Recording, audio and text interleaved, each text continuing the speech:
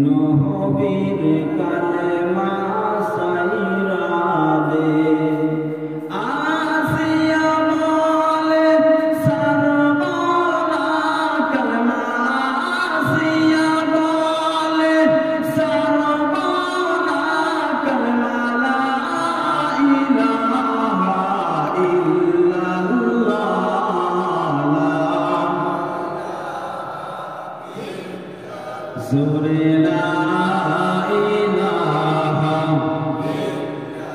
লা কলবে লা ইলাহা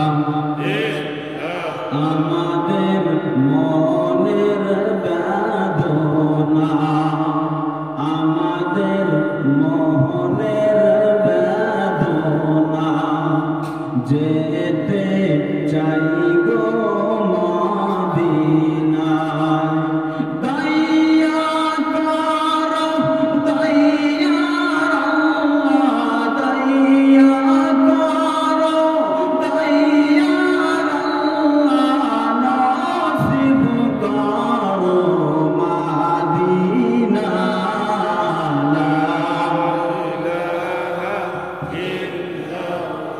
লা কলবে লা ইলাহা লা জৌরে লা ইলাহা লা কলবে লা ইলাহা লা ইলাহা ইল্লাল্লাহু মুহাম্মাদুর রাসূলুল্লাহ সকলেই বলুন সাল্লাল্লাহু আলাইহি ওয়াসাল্লাম।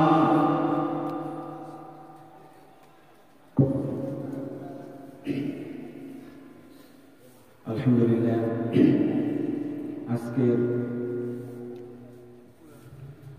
মাননীয় ধর্মের জলসার সভাপতি সাহেব আমার নাম তিনি নির্ধারিত করেছেন, তাই আমি আপনাদের সম্মুখে বাবা উপস্থিত হয়েছি, মনোনীত হয়েছি। হয়তো রাত অনেক লম্বা হয়ে গিয়েছে, প্রায় 12টার কাছাকাছি। আমার মনে হয় অল্প সময়ের মাধ্যমে আমি শেষ করে দেব। আপনারা দীর্ঘ সময় করে বাবা এই দিনের খাতিরে বাড়িঘর সারিয়া বিছনা কম্বল সারিয়া এই দিনের মহাব্বতে যারা বাড়ি থেকে বাহির হয়ে এসেছেন বাবা, আপনি যখন নিয়াত করেছেন যে আমি ওখানে যাব, কিছু হুজুরদের কথা শুনে আমল করব, এই আমলের নিয়াতে বাবা যখন আপনি বাড়ি থেকে বাহির হয়েছেন, বাড়ি থেকে বাহির হয়ে যখন আপনি এক কদম সামনে দিয়েছেন, পিছনের কদম উঠানোর আগে আমার আল্লাহ তাআলা আপনার পিছনের 2 বছরকার সগীরা গুনাহ মাফ করে দিয়েছে। জোরে বলেন সুবহানাল্লাহ, আরো জোরে বলেন সুবহানাল্লাহ, নারে তাকবীর। আল্লাহ তাআলা আমাকে আপনাকে এই নিয়াত করার কারণে জীবনের সব সগীরা গুনাহকে মাফ করে দিয়ে দিতে পারেন। আজকে অনেক উলামায়ে কেরাম, অনেক হুফাজে কেরাম, অনেক মুফতিয়ানে কেরাম আপনাদের সম্মুখে কথা বলে গিয়েছেন। আমি শেষ বক্তা, আমার করার কোনো বক্তা নাই। তো আমি সারাদিন ছিলাম বাবা হাসপাতালে। আজকে সারাদিন হাসপাতালে আমার স্ত্রীকে, আমার ওয়াইফকে আমি জুমার নামাজের আগে ডাক্তারখানা পাঠিয়েছি। আমি জুমার নামাজ পড়ার পর খবর আসলো আল্লাহ তাআলা আমাকে একটা পুত্র সন্তান দিয়েছে, বলেন আলহামদুলিল্লাহ। তো আমি জুমার নামাজ পর হসপিটালে গেলাম, ওখান থেকে ডাইরেক্ট মুফতি সাহেবের সঙ্গে কথা দিয়েছি আমি যাব আপনাদের বাড়িতে, ডাইরেক্ট এখানে চলে আসলাম। আবার এখান থেকে আমার টার্গেট ছিল রাত্রে 1টাও হলে আমি হাসপাতালে চলে যাব, কিন্তু খবর খুব ভালো। ওখানে যারা আছেন তাদেরকে ফোন দিলাম, তারা বললো খুব সুস্থতা আছে, কোনো অসুবিধা নাই। তো আমি মনে করছি এখন আর যাবো না, সকালবেলা ফজরের পর ইনশাআল্লাহ আমি রওনা হয়ে যাব। তবু আপনাদের খেদমতে বাবা দ্বীনের খাতিরে এসেছি শুধুমাত্র আপনাদের দোয়া নেওয়ার জন্য। এখানে দ্বীনি মেহফিল দেওয়ার উদ্দেশ্য বাবা একটাই, যারা দ্বীনি মেহফিল দ্বীনি জলসা দিয়েছেন, আল্লাহ তো আগে বলেন নাই যে বাড়িতে জলসা দিলেই তোমার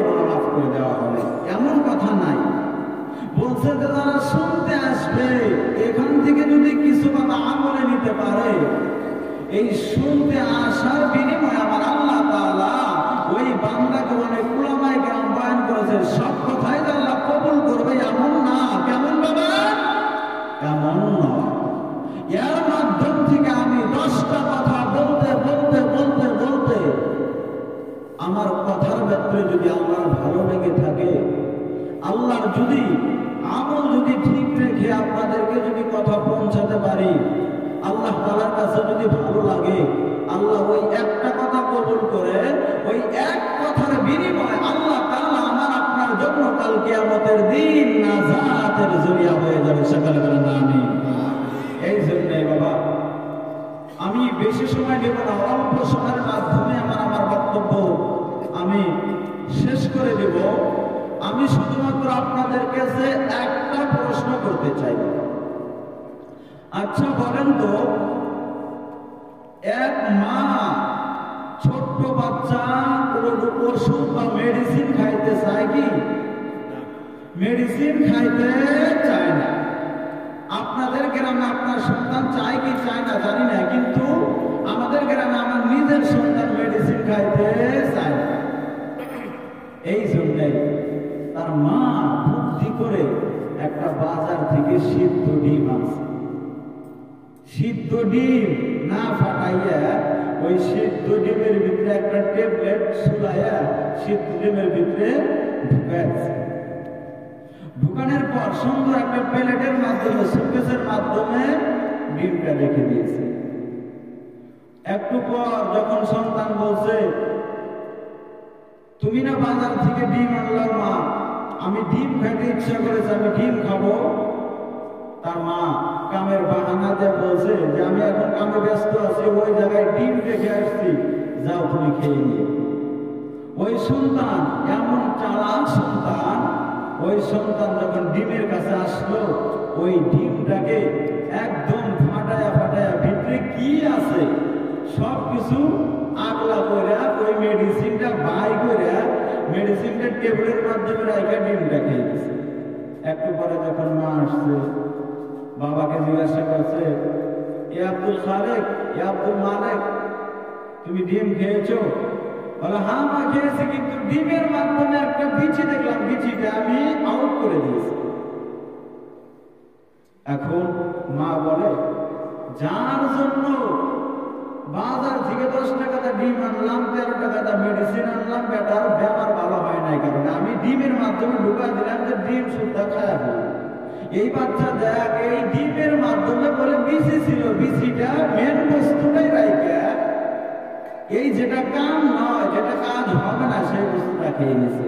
তো আমি বাবা বলতে চাইছি, যদি এই ডিমের মতো বাচ্চার মতো আমরা সব হাদিস কোরআনের কথা শুনে শুনে শুনে এই মেহফিলেই যদি আমরা রেখে যাই, আমাদের কোনো লাভ হবে বাবা? কথা বলেন, লাভ হবে বাবা? ওই ডিমের মতো হবে কি হবে না বলেন? এই জন্যই এই মাহফিল থেকে উলামায়ে কেরামদের কথার মাধ্যমে যদি বাবা কোনো আমলি কথা থাকে, আল্লাহ যেন আমাকে আপনাকে আমল করার সুযোগ দান করে দেন। সকলে বলেন আমিন। আল্লাহ তাআলা কিছুগুলো ফেরেশতা শুধুমাত্র রাস্তা দিয়ে ঘুরে বেড়ায়। এই তাদের কাজই হলো ঘোরা। ঘুরতে ঘুরতে যখন দেখে কোনো জায়গায় কিছু মানুষ জমে গিয়েছে, একজন ফেরেশতা আরেকজন ফেরেশতাকে বলে, এ ফেরেশতার দল, আমরা যে কারণে ঘুরছি সেই মানুষগুলোকে আমরা পায়া গেছি। তখন ওই মেহফিলের চতুর্দিকে ফেরেশতারা দাঁড়িয়ে যায়, আর ফেরেশতারা ওই মানুষগুলির গায়ে গায়ে মিশে যায়। জোরে বলেন সুবহানাল্লাহ। ওখানে রহমতের বৃষ্টি অবতীর্ণ হতে থাকে। আরো জোরে বলেন সুবহানাল্লাহ। আল্লাহ তাআলা সব কিছু জানা সত্ত্বেও সেই ফেরেশতাদেরকে আবার সুন্দরভাবে প্রশ্ন করলেন। দেখেন, আমাকে আপনাকে আল্লাহ মাফ করে দেওয়ার জন্য আল্লাহ তাআলা ফেরেশতাকে কেমন করে সাক্ষী বানাইয়া আমার আপনার জীবনের গুণ আল্লাহ মাফ করতেছে। আল্লাহ, আমি আপনি যেখানে বাবা বসেছি, আল্লাহ জানেন আমাদের অন্তরের খবর। আমি এখান থেকে যাওয়ার পর আমি কি করব, কি কি না করব, সকালবেলা ফজরের নামাজ পড়বো কিনা আল্লাহ জানে কি জানে না বলেন? আল্লাহ সব কিছু জানা সত্ত্বেও সেই ফেরেশতাদেরকে সাক্ষী বানানোর জন্য দেখেন আমার আল্লাহ তাআলা কি বলতেছে। আমার আল্লাহ পাক রব্বুল আলামিন, আল্লাহ যে কত মায়ার আল্লাহ, আল্লাহ পাক রব্বুল আলামিন বলে ফেরেশতার দল, আমার এই বান্দাগুলি এখানে বসে কি করতেছে, তারা আমার কাছে কি চায়। ফেরেশতারা বলে রব্বুল আলামিন, আপনার বান্দাগুলি এখানে বসে বসে কোরআন এবং হাদিসের কথা শুনতেছে। আপনি আল্লাহকে বিশ্বাস করেছে, আপনার কোরআনের প্রতি ঈমান এনেছে, আপনার নবীর প্রতি ঈমান এনেছে, আপনার হাবিবের প্রতি ঈমান এনেছে। আল্লাহ পাক বলেন, এ ফেরেশতার দল, আমার এই বান্দাগুলি আমার প্রশংসা কেন করে? আমি আল্লাহকে কি আমার বান্দা দেখেছে? ফেরেশতারা বলে রব্বুল আলামিন, আল্লাহ যে কত মায়ার আল্লাহ, আল্লাহ পাক রব্বুল আলামিন ওই ফেরেশতাদেরকে বলে, এ ফেরেশতার দল, আমার এই বান্দাগুলি আমার প্রশংসা কেন আদায় করে? আমি আল্লাহকে কি আমার বান্দা দেখেছে নাকি? ফেরেশতারা বলে রব্বুল আলামিন, আপনার বান্দা আপনি আল্লাহকে দেখে নাই, তবু না দেখিয়া কোরআন এবং হাদিসের কথা বিশ্বাস করিয়া আপনি আল্লাহ আপনার হাবিবের প্রতি ঈমান এনেছে। আল্লাহ পাক বলেন, এ ফেরেশতার দল, আমার বান্দা আমি আল্লাহর প্রতি ঈমান এনেছে, আমার জান্নাত জাহান্নামের প্রতি আমার বান্দা ঈমান এনেছে। আমার বান্দা কি আমার জান্নাত আমার জাহান্নাম কি আমার বান্দা দেখেছে নাকি? ফেরেশতারা বলে রব্বুল আলামিন, আপনার কসম করে বলছি, আপনার বান্দা আপনার জান্নাত আপনার জাহান্নাম তারা কোনটাই দেখে নাই, তবু না দেখিয়া আপনার আল্লাহকে বিশ্বাস করেছে, নবীর প্রতি ঈমান এনেছে, রাসূলগণের প্রতি ঈমান এনেছে, আপনার হাবিবের প্রতি ঈমান এনেছে, জান্নাতের প্রতি ঈমান এনেছে, জাহান্নামের প্রতি ঈমান এনেছে। আল্লাহ পাক বলেন, এ ফেরেশতার দল, তোমরা সাক্ষী থাকিও, আমি আল্লাহ পাক রব্বুল আলামিন এই বান্দা যেমন ভাবে আমার জান্নাত দেখে নাই, আমার বান্দা ঈমান এনেছে, আমার বান্দা জাহান্নাম দেখে নাই, তবু না দেখে আমার জাহান্নামের প্রতি ঈমান এনেছে, আমি আল্লাহকে দেখে নাই, আমি আল্লাহকে বিন দেখে ঈমান এনেছে। এ ফেরেশতার দল, তোমরা সাক্ষী থাকিও, আমি আল্লাহ তাআলা এই মাহফিলে যত আল্লাহর বান্দা বসে গিয়েছে, আমি আল্লাহ তাআলা এই মাহফিলের জীবনের সব গুনাহ মাফ করে দিয়েছে। একবার জোরে বলেন সুবহানাল্লাহ। পারদানি সীমা, ও বৃদ্ধ বাবা, আল্লাহ যে কত মায়ার আল্লাহ, আল্লাহ পাক বলেন, এ বান্দা, আমি আল্লাহ এমন আল্লাহ, আমি আল্লাহ তাআলা বান্দাকে চাই না কোন বান্দাকে জাহান্নামের আগুনের মাধ্যমে দেব। কারণ কোন মা বাবা সন্তানের দুঃখ সহ্য করতে পারে না। কোন সন্তান যদি একটু ব্যথা পায়, কোন বাবা সহ্য করতে পারে না। কোন সন্তান যদি ও বাবা একটু বেমারের মাধ্যমে পড়ে যায়, কোন মা ওই সন্তানের বেমার সহ্য করতে পারে কি পারে না? বলেন না, না দুনিয়ার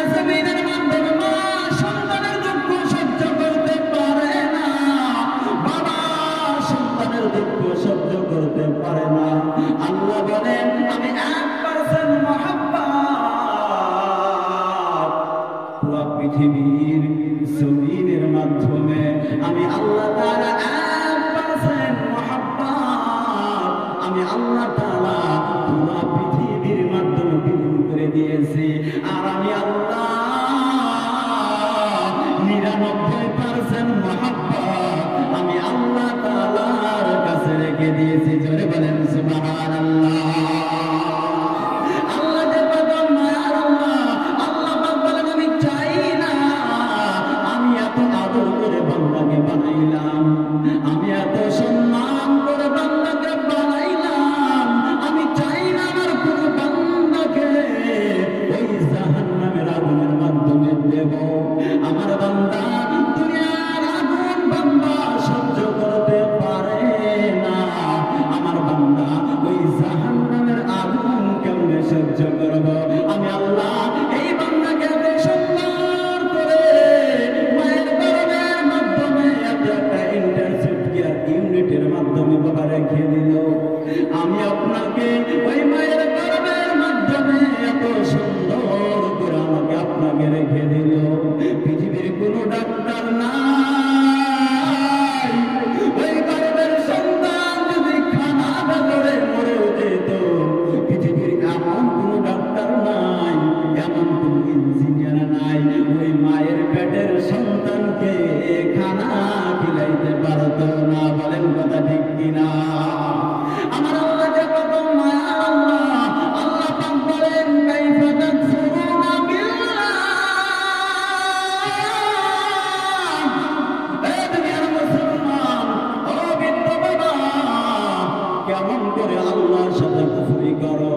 আমার আল্লাহ তাআলা বলেন কাইফা তাকফুরুনা বিল্লাহি ওয়া কুনতুম আমওয়াতান ফাআহইয়াকুম সুম্মা ইউমীতুকুম সুম্মা ইহয়ীকুম সুম্মা ইলাইহি তুরজাউন। এই দুনিয়ার মুসলমান, ও বৃদ্ধ বাবা, আমার আল্লাহ তাআলা বলেছেন এই বান্দা কেমন করে আমি আল্লাহর সাথে কুফরি করো? আমি আল্লাহ তাআলা তোমাদেরকে এমন একটা হালাতের মাধ্যমে ছিল বাবা, ওই হালাত থেকে আমি আল্লাহ তাআলা তোমাদেরকে আবার জিন্দা করেছি। আবার ওই জিন্দা থেকে এই দুনিয়া ছেড়ে একদিন না একদিন তোমাকে অন্ধকার কবরের বাসিন্দা হয়ে যাবা। আবার ইলাইহি তুরজাউন, আবার ওই আল্লাহর কাছে আমাদেরকে ফিরে আসতে হবে, কি হবে না বলে? এই জন্য আল্লাহ তাআলা বলেন কাইফা তাকফুরুনা বিল্লাহ। এই দুনিয়ার মুসলমান, কেন আমি আল্লাহর সাথে কুফরি করো? আমি আল্লাহ তাআলা তোমাদেরকে এমন সুন্দর করে মায়া করে দয়া করে ওই মায়ের গর্ভের মাধ্যমে রেখে দিলাম। ওই মায়ের গর্ভের মায়ের মাসিক অসুখটাকে বন্ধ করে দিয়ে মায়ের নাভির সঙ্গে সন্তানের নাভির সঙ্গে একটা তার লাগিয়ে দিয়েছি। আর ওই তারের মাধ্যম দিয়ে আস্তে আস্তে করে তিল তিল করে ওই মায়ের রক্ত দিয়ে আপনার জীবন বাঁচিয়েছে। বলেন কথা ঠিক কিনা? আল্লাহ তাআলা বলেন এই দুনিয়ার মুসলমান, ও যুবক ভাই, আল্লাহ যে কত মায়ার আল্লাহ, আল্লাহ পাক বলেন এ বান্দা দুনিয়ার জমিনের মাধ্যমে এই দুনিয়াতে তুমি আসার আগে দুনিয়া তোমাকে জানতো না। তুমি দুনিয়াটা দেখতে না, তোমার বাবাকে হয়তো তুমি জানতা না, তোমার মাকে হয়তো তুমি জানতা না। তুমি এমন একটা হালাতের মাধ্যমে ছিলা, এমন একটা হালাতের মাধ্যমে ছিলা। আমি আল্লাহ তাআলা তোমাদেরকে এক নম্বর এমন একটা ঘরের মাধ্যমে দিয়েছি। এক নম্বর আমি আল্লাহ তাআলা তোমাকে মহব্বত করে মুসলমানের ঘরে বানিয়েছি। জোরে বলেন সুবহানাল্লাহ। আল্লাহ যে বলেন মায়ার আল্লাহ, আল্লাহ পাক বলেন হে বান্দা তুমি চাও নাই, আমি আল্লাহ তাআলা বিনা চাওয়াতে বিনা পাওয়াতে তোমাদেরকে এক নাম্বার আমি আল্লাহ তাআলা মুসলমানের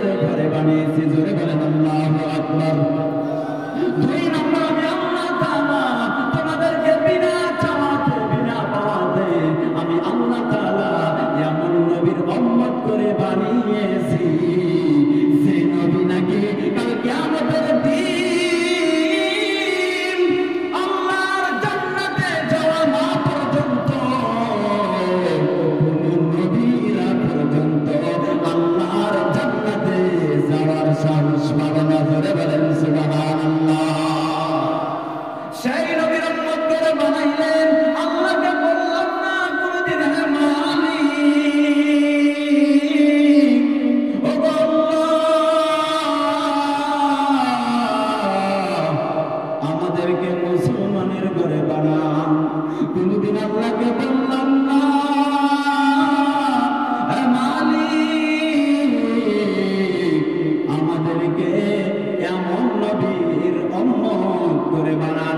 আল্লাহ তাআলা বলেন, এ দুনিয়ার মুসলমান, ও বৃদ্ধ বাবা, ও যুবক ভাই, আল্লাহ যে কত মায়ার আল্লাহ। আল্লাহ পাক বলেন, আমি আল্লাহ তাআলা তোমাদেরকে এমন হালাতের মাধ্যমে রেখে দিলাম, যে হালাতটা নাকি তোমরা দুনিয়ার বুকে আসার আগে তোমরা ওই মায়ের গর্ভের মাধ্যমে এমন হালাতের মাধ্যমে পড়েছিলা। ওই মায়ের গর্ভের মাধ্যমে আমি আস্তে আস্তে করে ওই মায়ের রক্ত দিয়ে মায়ের মাসিকটাকে বন্ধ করে দিয়ে মায়ের নাভির সঙ্গে সন্তানের নাভির সঙ্গে একটা তার লাগিয়ে দিয়েছি। আর ওই তারের মাধ্যমে মায়ের রক্ত দিয়ে তিল তিল তিল তিল করে আস্তে আস্তে করে আমি তোমাকে বড় বানিয়েছি। জোরে বলেন সুবহানাল্লাহ। এ দুনিয়ার মুসলমান, পৃথিবীর কোনো ডাক্তার নাই, কোনো ইঞ্জিনিয়ারিং নাই, কোনো কবিরাজ নাই, ওই মায়ের পেটের সন্তানকে কেউ খানা খেলাইতে পারে রে বাবা। এই জন্যে অবিদ্য বাবা আল্লাহ তাআলা বলেন, এ দুনিয়ার মুসলমান, আল্লাহর সাথে কুফরি করিও না, আল্লাহর সাথে মুশরিকি করিও না। এই জন্যে এই দুনিয়া ছেড়ে অন্ধকার একদিন কবরের বাসিন্দা হয়ে যাব। এই দুনিয়ায় পড়ে থাকবে। আপনি যে ঘরের মাধ্যমে বাবা এখন আছেন, এই ঘর পর্যন্ত আপনার ঘরই থাকবে।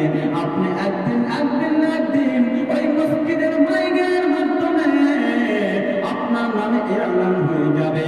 ওই মসজিদের চার পাই আপনার বাড়ির সামনে হাজির হয়ে যাবে বাবা।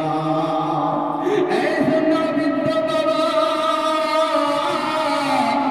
একদম নিজেকে নিজে আল্লাহওয়ালা দাবি করে না। আপনি কখন আমাদের যে বয়সে গুণ আছে 28-29 বছর বয়স, এই বয়স আপনার ছিল রে বাবা। এই দুনিয়া আপনি আমাদের এই বয়সের মাধ্যমে ছিলেন। একদিন না একদিন আপনি অন্ধকার এই দুনিয়া ছেড়ে কখন আপনি বিবাহ করলেন, কখন আপনার সন্তান হইল, কখন আপনি সন্তানের ঘরে নাতি পুতি দেখলেন। বলেন কথা ঠিক কিনা? আপনি ভাবতে ভাবতে দুনিয়ায় থেকে যাবে। আপনি একদিন না একদিন এই দুনিয়া ছেড়ে অন্ধকার কবরের বাসিন্দা হয়ে যাবেন। এই জন্য আল্লাহ তাআলা বলেন, জাহান্নামে যাওয়ার একটাই সর্বোত্তম কারণ, ক্বালু লাম নাকুম মিনাল মুসাল্লিন। আল্লাহ তাআলা যখন জাহান্নামীদেরকে বলবেন, যাদেরকে জাহান্নামী বলে দেওয়া হয়েছে, আল্লাহ তাআলা কাল কিয়ামতের দিন একদল থাকবে জান্নাতি, আর একদল থাকবে বাবা জাহান্নামী। এই জাহান্নামীদেরকে প্রশ্ন করা হবে, জাহান্নামে কেন এসেছো? জাহান্নামীরা বলবে, ক্বালু লাম নাকুম মিনাল মুসাল্লিন। আমাদের একটাই কারণ, আমরা নামাজ পড়ি নাই। নামাজ না পড়ার কারণে আল্লাহ তাআলা আমাদেরকে জাহান্নামের মেহমান বানিয়ে দিয়েছে। একই সাথে দুনিয়ার জমিনের মাধ্যমে বাবা একই সাথে ঘোরাফেরা করতাম, একই সাথে দোকানপাট করতেন, একই সাথে খেলাধুলা করতেন। মসজিদে আযান হয়ে যাওয়ার পর আপনি উঠে চলে মসজিদের আল-মুয়াজ্জিনের আযানের ডাকে সাড়া দিয়েছেন। আপনার আর বন্ধু, আপনার আর ভাই ওই খেলাধুলার মাধ্যমে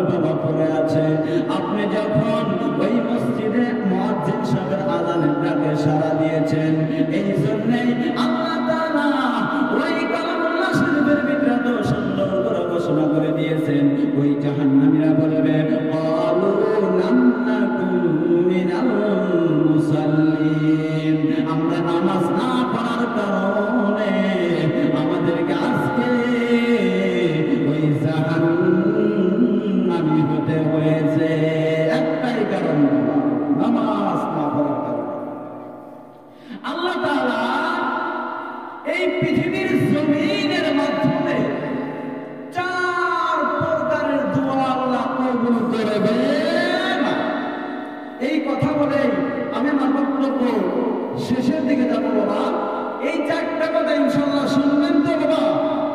ইনশাআল্লাহ রাজি আছেন না বাবা? কে কে রাজি নেই? একটা হাত উঠে আমার মাওলাকে দেখা দেয়। রাজি নেই বাবা? রাজি নাই? রাজি নাই? রাজি আছেন? রাজি আছেন না?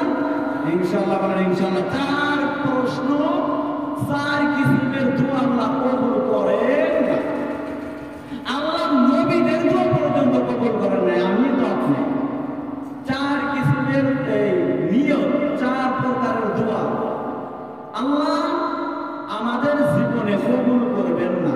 এই বস্তুগুলো 4টা বস্তু আমাদের জানার দরকার আছে কি আছে না বাবা? এই কথাটা বলে আমি শেষ করব।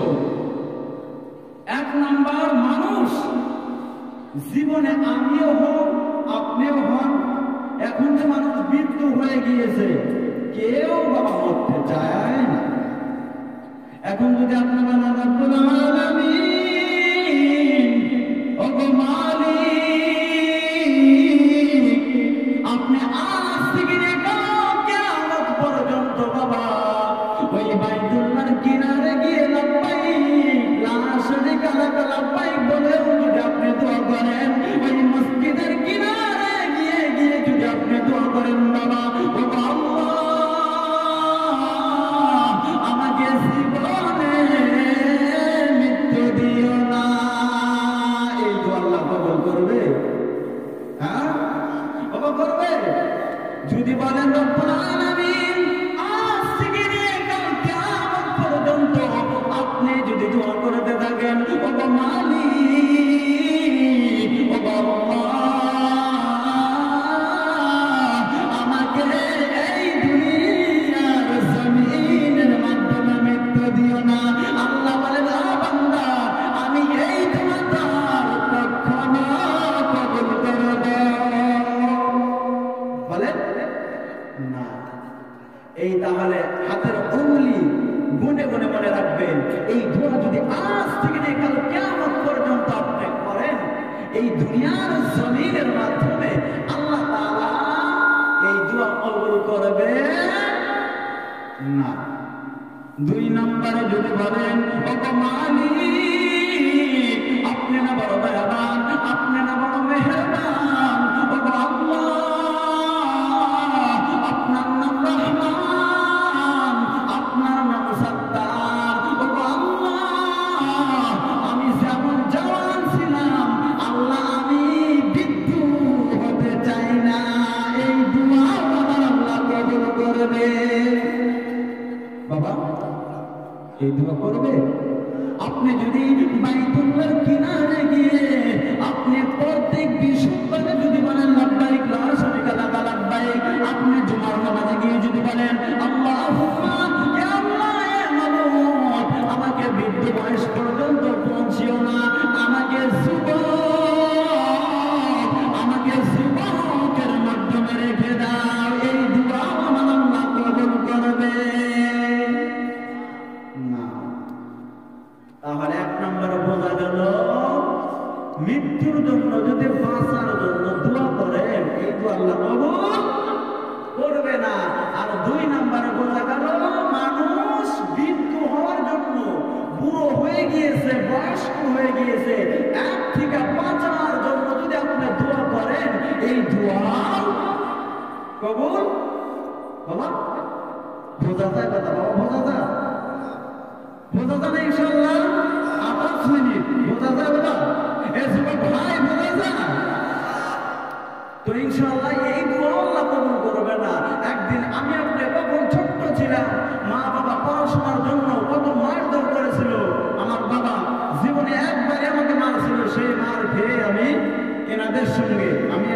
ছোট। এনারা এই মুফতি নবীরুল ইসলাম এনারা আমার মাদ্রাসায় নিয়ে গিয়েছে, খুব সম্মান করে আমাকে। আমার বড় হলে আমি ছোট হলেও আপনাদের দোয়া খুব মহব্বত করে, খুব আদর করে, খুব সম্মান করে আপনাদের দোয়া। তো এই দুই প্রকারের দোয়া আমি বলতেছিলাম, বাবা 4 প্রকারের দোয়া দুনিয়ার জমিনের মাধ্যমে আল্লাহ তাআলা কবুল করবেন না। এর মাধ্যম থেকে কয়টা বলেছে বাবা? 2টা। 1 নম্বরে মানুষ মৃত্যুর জন্য বাঁচার জন্য যদি দোয়া করে আজ থেকে নিয়ে বার জিন্দেগি পর্যন্ত আর দোয়া কবুল। 2 নম্বরে জওয়ানের থেকে যদি বৃদ্ধ বয়স হওয়া এর থেকে বাঁচার জন্য বান্দা দোয়া করে আর দোয়া কবুল হবে না। 3 নম্বরে যদি বলে ও মালিক, ও আল্লাহ, ও রহমান, আমি 5 ফুট আছি, আমাকে আল্লাহ তুমি আমাকে 7 ফুট বানায়া দাও, এই দোয়া আমার আল্লাহ কবুল করবে। বাবা 5 ফুট আছেন, কত 3 ফুট আছে না? এই 3 ফুট যদি সারাদিন দোয়া আল্লাহ আমাকে 10 ফুট বানায় দাও, শুনবো? শুনবো? 3 প্রকারের গেল। আর এক প্রকার যদি বলে একদম কালো মানুষ, একদম কালো কালো কালো কালো মানুষ যদি আল্লাহর কাছে বলে ও মালিক, ও আল্লাহ, আপনি না দয়াবান, আপনি না মেহেরবান, আপনার নাম রহমান, আপনার নাম গফফার, ও আল্লাহ, দুনিয়ার জমিনের মাধ্যমে ও মালিক আমাকে এমন কালো করে বানাইছো, এই কালো থেকে আমাদেরকে ফর্সা বানায় দাও, এই দোয়া আমার আল্লাহ কবুল করবে। এই 4 শ্রেণীর মানুষের দোয়া আল্লাহ কবুল করবে না। আবার দেখেন এই 4 শ্রেণী কোথায় দোয়া করেছে? কোথায়? দুনিয়া। কোথায় বাবা? দুনিয়া। এই দুনিয়ার জমিনের মাধ্যমে দোয়া করে আল্লাহ কবুল করলেন না।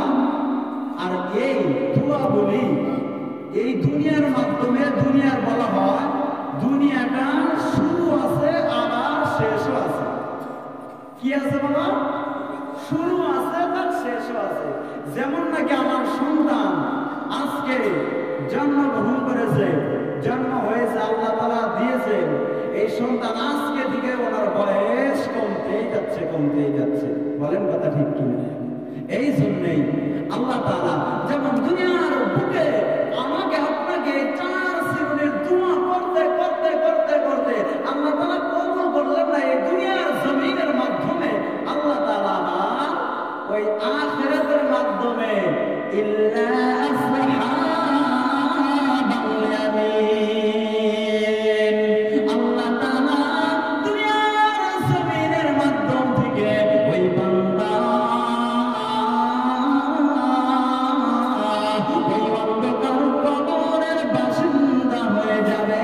তারপর কাল কিয়ামতের দিন